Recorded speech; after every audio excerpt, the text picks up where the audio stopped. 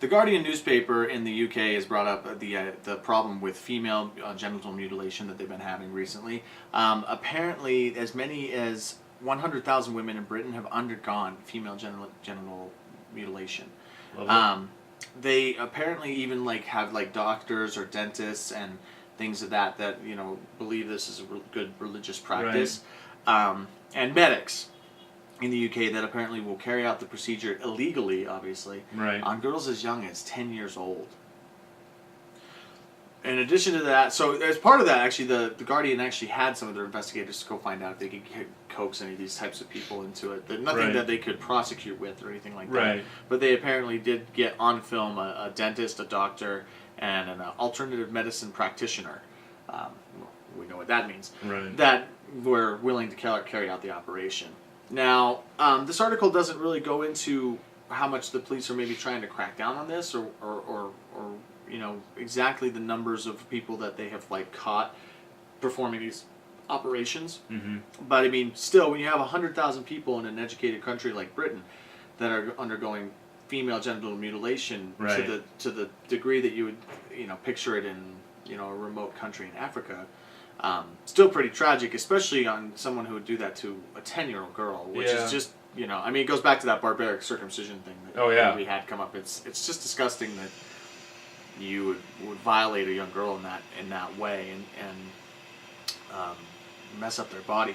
But apparently, the procedure is widespread across Africa. Victims that are rarely given anesthetic and frequently suffer long-term damage and pain from the healing process and from the fact that it's done by alternative medicine practitioners instead of actual doctors qualified to perform this procedure. Again, it goes back to that barbaric circumcision where we have rabbis doing it in unsterile environments and things of that nature, as opposed to where even if it were done in a sterile environment, it's not like it would suddenly be all right.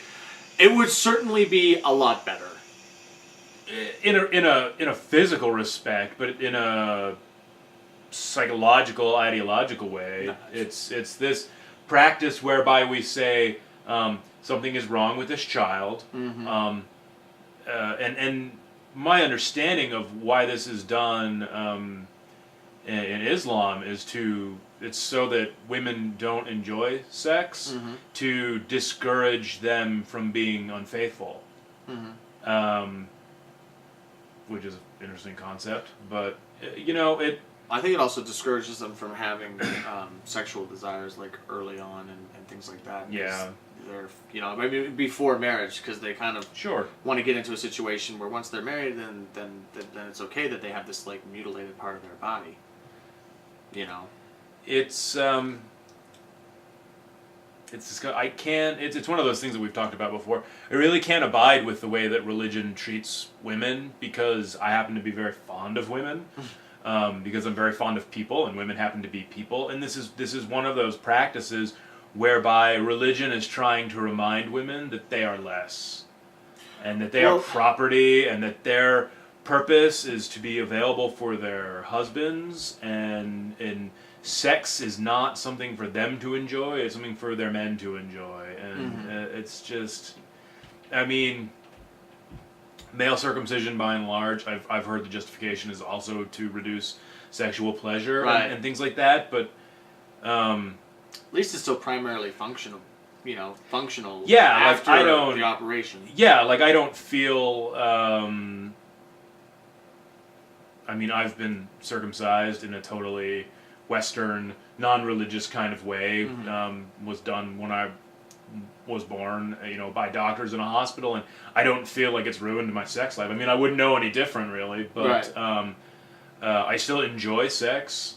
Well, so the cases of male circumcision going wrong are very few and far between, and the cases here are much more prominent. And one of the things that it pointed out here is that the police have actually received reports of 166 people who were afraid that they were going to get this, from their family, that they would get the genital mutilation done to them. And so they reported to the police to seek some level of protection.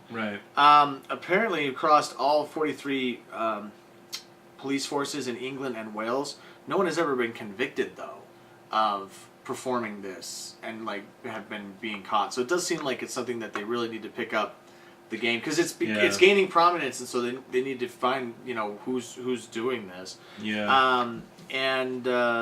Well, and then that brings up, I think, an interesting question about.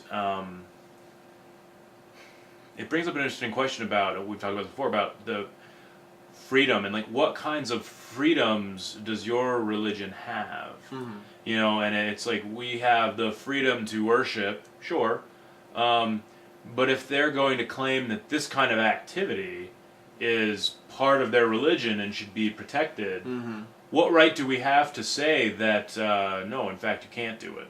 Yeah. Does this come back to the point of when a girl's 18 and an adult? I mean, I don't know what, let's say for the United States. I assume it's the same, that 18 is legal adult in the UK, but I don't know.